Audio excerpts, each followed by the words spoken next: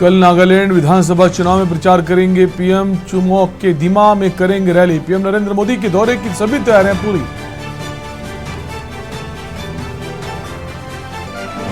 अंतरिम जमानत के साथ सीजीआई ने दी पवन खेड़ा को नसीहत। कोर्ट की टिप्पणी ख्याल रखें, चर्चा का एक स्तर होना चाहिए। 28 फरवरी तक गिरफ्तारी से राहत। दिल्ली एमसीडी स्थायी समिति चुनाव में बवाल। एमसीडी की कार्यवाही कल तक के लिए स्थगित। रेखा गुप्ता और अमित नागपाल पर होगी कार्रवाई।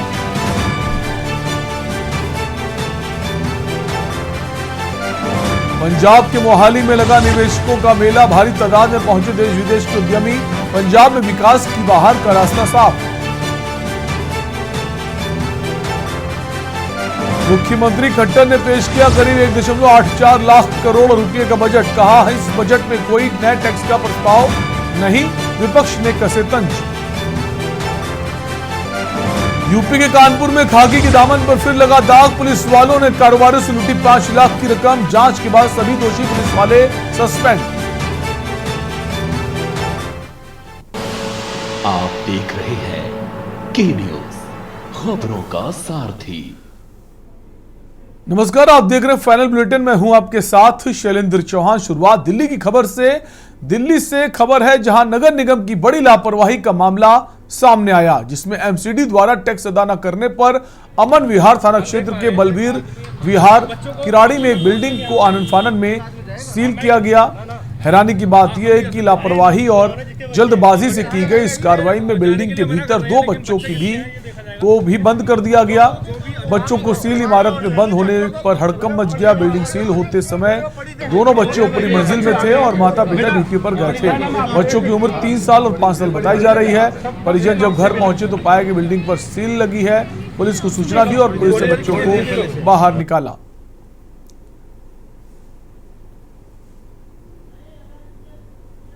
मेरे बच्चे अंदर 2 बंद ही एमसीडी वाले सील लगा के गए सुबह। कितने बच्चे हैं ऊपर? 2 बच्चे हैं ऊपर।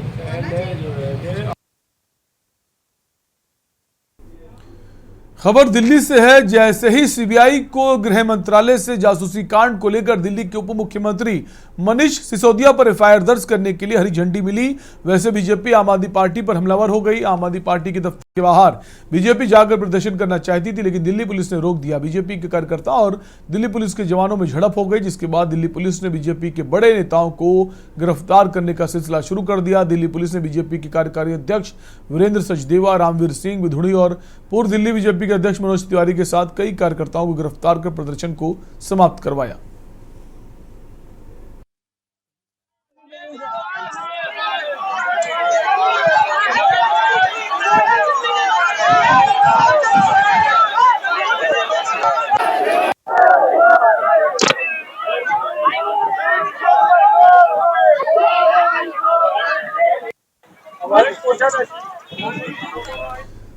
पंजाब के आर्थिक विकास के लिए आयोजित इन्वेस्टर समिट में मुख्यमंत्री भगवंत मान ने राज्य में आए इन्वेस्टर्स को संबोधित किया।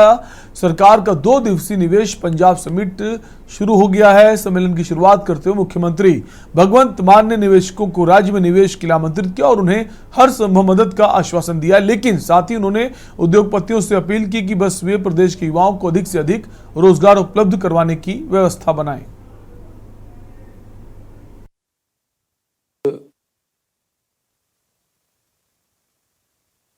त्रेहन साहब बोल रहे थे, मिस निसाबा बोल रहे थे और भारतीय ग्रुप से बोल रहे थे, तो दिल से बोल रहे थे। लिख के बोलना, दिल से बोलना डिफरेंट बात होती। लिख के सिर्फ आंकड़े बताए जा सकते हैं, फिगर्स, लेकिन जब बोलते हो वो दिल से निकलना चाहिए। तो हमारी जड़ें जो हैं वो पंजाब में हैं। Punjab is full of ideas. बहुत से बड़े बड़े आइडियाज पंजाबियों ने क्रिएट किए हैं, चाहे वो जोमैटो, फ्लिपकार्ट, ओला, बहुत बड़े बड़े आइडियाज हमारे स्टार्टअप्स। तब तो स्टार्टअप्स भी नहीं होते थे, इतनी अपॉर्चुनिटीज भी नहीं हुई। दिखा देते हैं 25 लाख करोड़ के एमओयू हो गए, लेकिन ग्राउंड पे कुछ भी नहीं होता। बड़े बड़े लग जाते हैं एग्जीबिशंस पर, आता नहीं है कुछ। मैं चाहता हूं जो भी आए दिल से आए, और पंजाब की धरती है, जो भी यहाँ दिल से आता है, ये कह रहा हूं कि आपको गवर्नमेंट की सपोर्ट मिलेगी, लेकिन तंग करने वाली नहीं, ऊपर उठाने वाली। अगर जो एग्जिस्टिंग है यहाँ, वो अपना प्लांट बढ़ाइए, जो यहाँ नहीं है वो आइए। 3-4 out of the box ideas and revolutionary step हमने लिए। All the decision making team of my government is there, officers.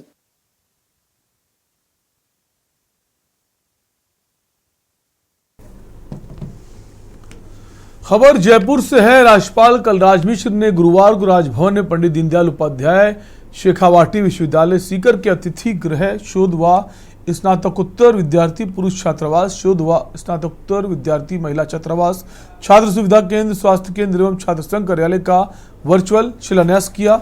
इस मौके पर राज्यपाल के प्रमुख सचिव सुबीर कुमार, राज्यपाल के प्रमुख विशेषाधिकारी गोविंद राम जायसवाल, शेखावाटी विश्वविद्यालय के कुलसचिव श्री राजवीर सिंह सहित विश्वविद्यालय के अधिकारीगण उपस्थित रहे।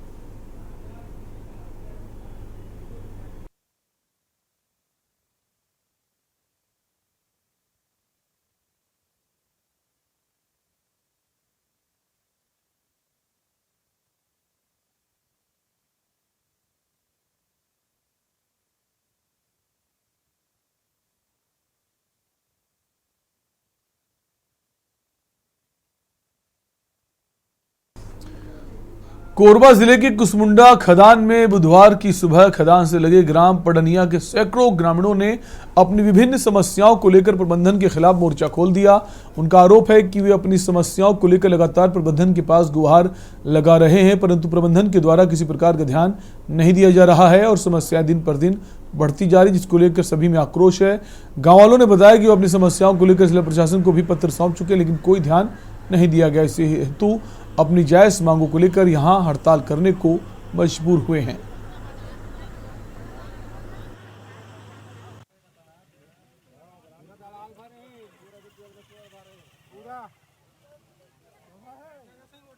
ना तो हमारे खेत बाड़ी में धान हुआ था, साग सब्जी हुआ था, ओकर हम लोग नुकसान दिए। पानी के स्रोत से बहुत नीचे चले गए हैं। हम ऐसे से पानी से मांग करे हैं कि हम तालाब धारिंग करवा दे, हमें जल स्तर पानी भर दे तो हमें जल स्तर ऊपर आ जाए। ग्रामवासी आए हैं हमन, हमारा समस्या मेन समस्या है प्लास्टिक और प्रदूषण, जो कि हमारे गांव में इतना जोर से प्लास्टिक होते है कि पूरा छत फट गए है और का कहते जो दीवार है वो कट फिट गए है, लेकिन एसी से लेकर बारे में कोई भी नहीं करा थे। आज मान ली जाए कोई जन हानि भी हो थे तो एसी से लेकर कोई भी ध्यान नहीं देते, बल्कि आश्वासन दे थे कि प्लास्टर करवाओ, सीट देवो, बस इतने आश्वासन दे थे। का पता जन हानि हो ही तो का जाम के बदले एसी से जाम दे ही। बेमेतरा शहर के युवाओं की ओर से पहली बार जिले में फ्लावर शो का आयोजन किया गया। गस्ती चौक के पास स्थित पोल बाड़ी में आयोजित फ्लावर शो में जिले भर से आए 107 प्रतियोगी शामिल हुए। प्रतियोगिता में शामिल फ्लावर्स के विजेताओं को सम्मानित भी किया गया। इस प्रतियोगिता को देखने के लिए शहर के लोगों के अलावा स्कूली बच्चे भी पहुंचे थे, जिन्होंने रंग बिरंगे फूलों को देखा और उनके बारे में जानकारी भी हासिल की। आयोजकों का कहना है कि वे पर्यावरण के प्रति आने वाली पीढ़ी को जागरूक करना चाहते हैं, इसलिए इस प्रकार के फ्लावर शो का आयोजन किया जा रहा है ताकि पीढ़ी ऐसी चीज़ों को ध्यान रखे, क्योंकि आज का युवा मोबाइल में ही व्यस्त रहता है। बेमेतरा जिले में फूलों की प्रदर्शनी एवं प्रतियोगिता इसका यहाँ पर आयोजन किया है, जिसमें कि सबसे अच्छी बात ये रही कि ना सिर्फ बेमेतरा जिले से बल्कि बाहर दूसरे जिलों से भी लोगों ने यहाँ पर प्रतिभागी बन करके यहाँ पर भाग लिया है और बहुत ही अच्छे पौधे आप देख सकते हैं यहाँ पर हम लोगों ने रखे हैं, जिससे एक तरह से हम लोग सभी लोगों को पर्यावरण के प्रति जागरूक करने का ये हमारी योजना है। और इसके लिए हम सभी को प्रोत्साहित करना चाहते हैं कि घर में आप गार्डन लगाइए, चाहे वो किचन गार्डन हो, फ्लावर से रिलेटेड हो, तो इस तरह से हम उनको पर्यावरण के प्रति जागरूक करना चाहते हैं। और मैं बहुत बहुत आभारी हूँ, यहाँ के बहुत से स्कूलों ने हमारा बहुत ज़्यादा समर्थन किया और यहाँ पर आकर के उन्होंने अपने प्रतिभागियों को भेजा। पाकुड़ में तेज रफ्तार से आ रही ट्रैक्टर की चपेट में आने से हेना बीबी 26 वर्षीय महिला की घटनास्थल पर ही मौत हो गई। महिला पश्चिम बंगाल के राजग्राम स्थित सिला गांव की रहने वाली बताई जा रही है। वो अपने बहन के घर पाकुड़ सदर प्रखंड के झीकरहट्टी पंचायत के ग्राम लखनपुर में शादी समारोह में शामिल होने आई थी। शादी समारोह के बाद अपने भाई के साथ मोटरसाइकिल में सवार होकर जा रही थी। उसी दौरान झीकरहट्टी गांव के समीप बाइक का तेल खत्म हो गया। बहन को सड़क किनारे छोड़ जैसे ही भाई वापस लौटा तो रोड पार करने के दौरान महिला को ट्रैक्टर ने रौंद दिया। वहीं गोद में 1 साल की बच्ची की जान बच गई। पुलिस ने शव को सदर अस्पताल में पोस्टमार्टम के लिए भेज दिया और घटना की छानबीन में जुट गई है।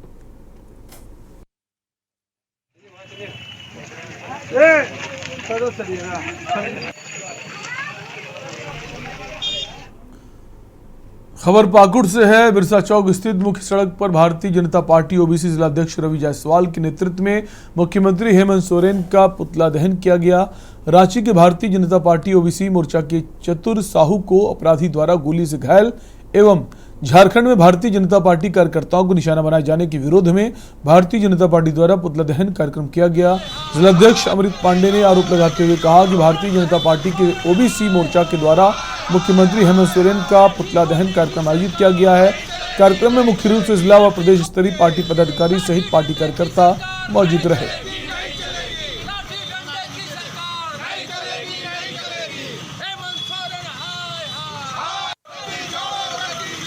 रांची महानगर के जिला मंत्री चतुर साहू जी का अपराधियों ने उन पर जानलेवा हमला किया है, उन्हें गोली मारी गई है।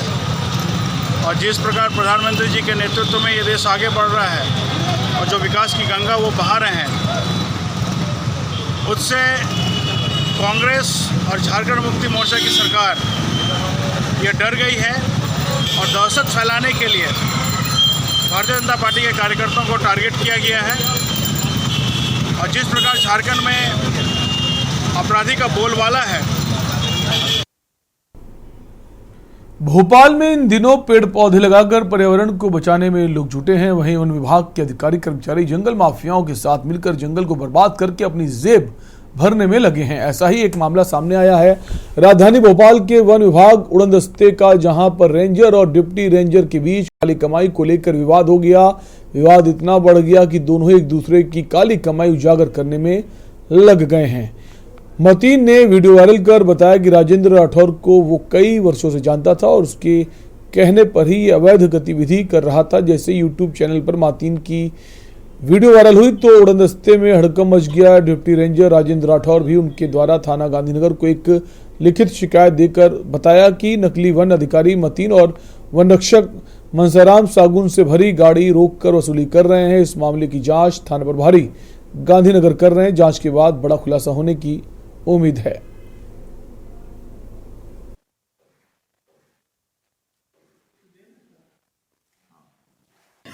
इसका कुछ तोड़ पानी करके या इसे छुड़वाने की प्रयास कर दो आप। तो मैंने मेरे मिलने वाले मनोहर राय साहब जो थे, मैंने उनसे बोला कि एक गाड़ी है उसको छुड़वाने के लिए अपन को बात करना है। तो जब उनको पता चला कि उसमें सागौन लकड़ी है तो उन्होंने जब मुझे बताया कि सागौन की लकड़ी के अंदर गाड़ी छूटती नहीं है, तो फिर मैंने अपने जो परिजन थे जिनकी गाड़ी थी मैंने उन्हें साफ मना कर दिया। फिर मेरे कने वहाँ से फ़ोन आया है मतीन करके, जो वहाँ पे अवैध रूप से जो पैसा मांग रहा था। यहाँ के जो रेंजर हैं उनका खास आदमी है, जबकि वो उसमें नहीं है फॉरेस्ट अधिकारी। नाम है रेंजर साहब का नाम तो मैं भूल गया हूँ। अनिल शर्मा ऐसा नाम है उनका। तत्कालीन में वन मतलब उड़नदस्ता प्रभारी था। उस दौरान मैंने मुखबिर सूचनाओं पर अपने स्टाफ को बताया था कि अवैध वनोपज की खबरें आ रही समय समय, विशेष रूप से वन सुरक्षा के मामले में सागवान एक बहुमूल्य वनोपज होती है फॉरेस्ट में। उसकी सूचना के संबंध में स्टाफ को अवगत करा था कि मुखबिर की राशि अगर मिले तो मुझे बताएं। तत्कालीन उस समय प्रभार चूँकि अनिल शर्मा जी को हो गया था, मैं उनके अधीनस्थ स्टाफ हूँ। उनको बताया तो स्टाफ ने मुझे बताया साहब गांधीनगर क्षेत्र में सागवान की एक गाड़ी आई है दिनांक 4/1/2023 को। स्टाफ ने बताया तो मैंने बोला यार अपने रेंजर साहब को आप बता दो, कार्रवाई करें। तो जो उसके आवेदन आया है उसकी जांच चल रही है और इसमें लगातार उनको जो आवेदक हैं उनको भी बुलाया जा रहा है। वो भी बयान देने के लिए प्रस्तुत नहीं हो पा रहे हैं। कैसी बात है उसमें जांच आगे कार्रवाई की जाएगी। जो आवेदन करता है अभी बाहर ही खड़े हैं सर। तो वो आज तक थाना नहीं है, उनको बुलाइए, अभी कार्रवाई की जाएगी। एक ऑडियो जरूर वायरल हुआ था और उसमें 2-3 लोगों की अलग अलग बात हुई है। उसकी जांच हमारे एसडीओ भोपाल श्री RS भदौरिया जी कर रहे हैं, साथ में उनके रेंज अफसरों की भी टीम बनाई गई है। इसके अलावा राजेंद्र राठौड़ जी ने भी 2-3 शिकायतें करी हैं व्यक्तिगत रूप से, वो भी उस जांच के दायरे में हैं, जिसमें अभी बयान के लिए बुलाया गया था। काफ़ी लोगों के बयान भी हो चुके हैं उसमें, और जो भी इस जांच में निकल के आएगा उसके अनुरूप हम फिर कार्रवाई निर्धारित करेंगे, तय करेंगे कि जांच में क्या निकल के आता है।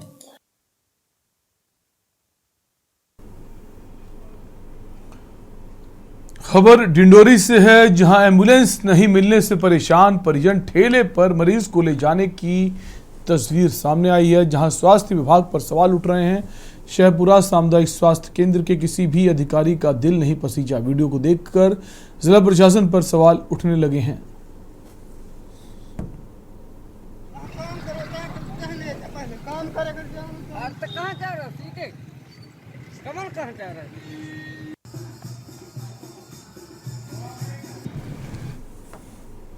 जबलपुर के आगासोद यज्ञशाला में उस वक्त हड़कंप मच गया जब स्टैंड में गाड़ियों के पास जो गाड़ियां खड़ी थी, पैसे को लेकर 2 पक्षों में हाथापाई हो गई, जिसकी शिकायत लेकर यादव समाज के सदस्य एवं पदाधिकारी पुलिस अधीक्षक कार्यालय पहुंचे, जहां उन्होंने ज्ञापन के माध्यम से बताया कि एक पक्ष द्वारा दी गई जानकारी पर पुलिस ने कार्यवाही की है, जो कि वीडियो फुटेज आदि दिखाई गई है थी। और पुलिस अधीक्षक सिद्धार्थ बहुगुणा ने से आग्रह किया गया कि जो दोषी है उस पर कार्रवाई की जाए और धार्मिक स्थलों में इस तरीके की घटनाएं ना हो, इसके लिए दोनों पक्षों को बुलवाकर समझाया जाए।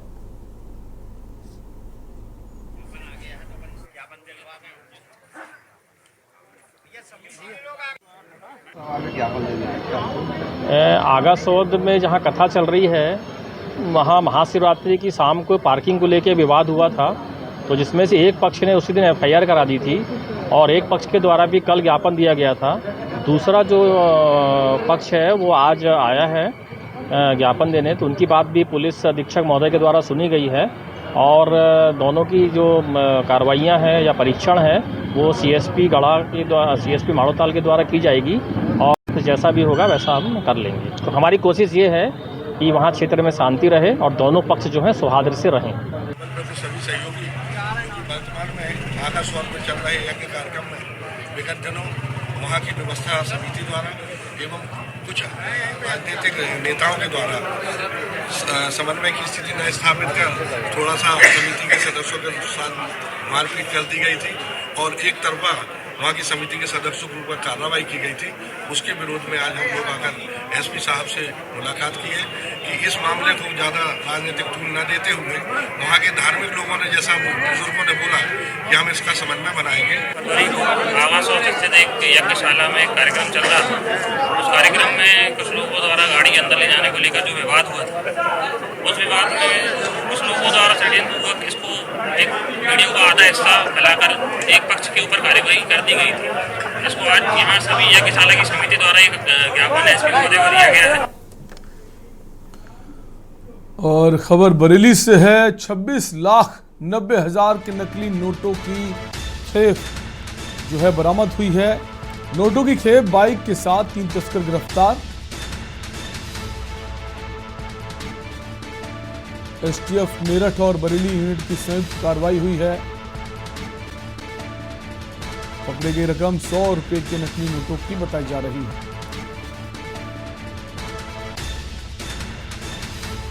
3 तस्कर गिरफ्तार हुए हैं। STF मेरठ और बरेली यूनिट की संयुक्त कार्रवाई।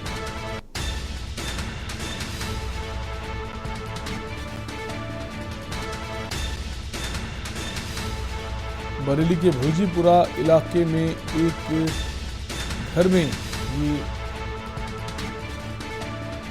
बरामद हुआ है। बाइक के साथ 3 तस्कर गिरफ्तार।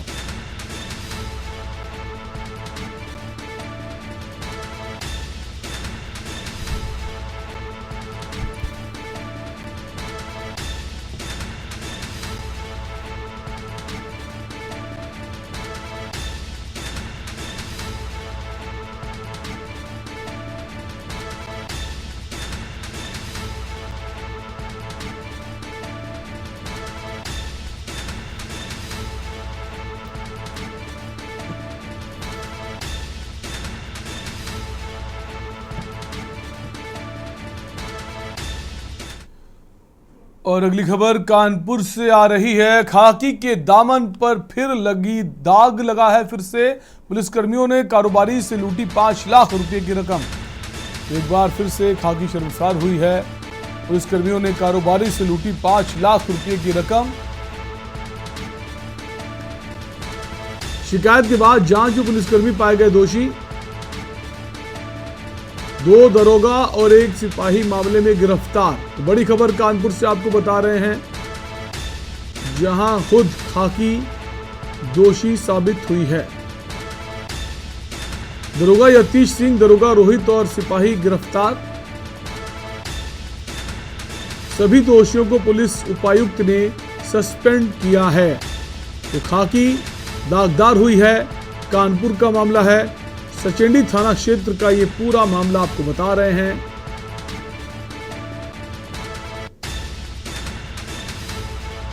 जहां रक्षक ही भक्षक बन गए हैं और जो काम पुलिस का है लुटेरों को पकड़ने का, पुलिस खुद लुटेरी बन चुकी है।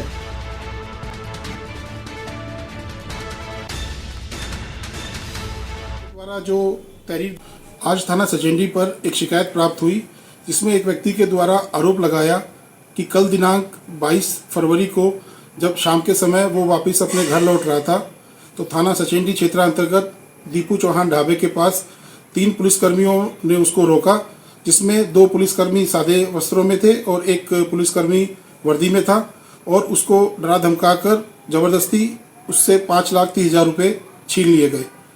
इस सूचना पर सचेंडी थाना प्रभारी के द्वारा जब जांच की गई तो उसमें सत्यता पाई गई।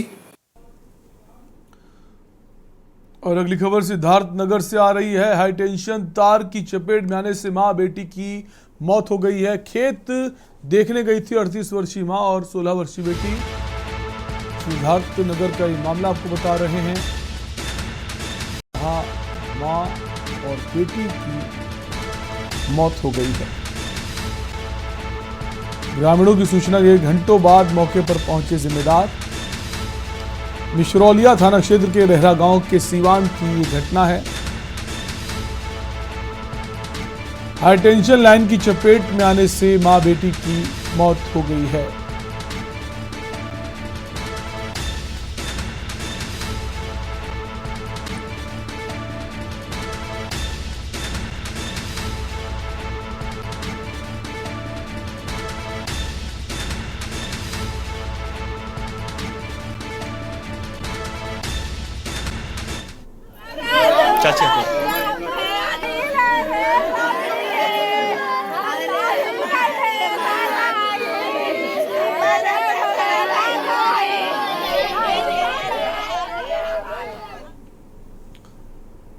उत्तर प्रदेश के जनपद कासगंज के सोरो थाने में तैनात एक दरोगा के फांसी लगाकर खुदकुशी करने के मामले में नया मोड़ आ गया है। मृतक के भाई ने सोरो कोतवाली में एफआईआर दर्ज कराई। मृतक दरोगा का भाई हरिओम जिले के ही ढोलना थाने में हेड कांस्टेबल के पद पर तैनात है। मृतक के भाई की तहरीर पर कॉल करने वाली महिला के खिलाफ मुकदमा दर्ज किया गया। एफआईआर के बाद पुलिस ने हाथरस जिले की महिला को हिरासत में लिया है, जिसे बाद में परिवार को सौंप दिया गया, जहां पुलिस पूछताछ में महिला ने चौंकाने वाला खुलासा किया। जानकारी के मुताबिक मृतक दरोगा त्रिमल सिंह ने हाथरस की रहने वाली उस महिला से दूसरी शादी की थी। महिला के मुताबिक दरोगा से उसके 2 बेटियां भी हैं। आरोप लगाने वाली महिला बेरमती हाथरस की मुरसान थाना क्षेत्र की रहने वाली बताई जा रही है।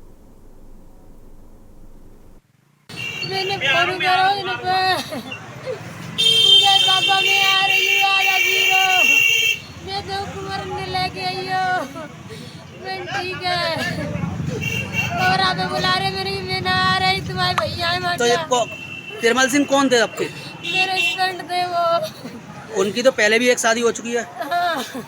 तो आप दूसरी पत्नी है उनकी?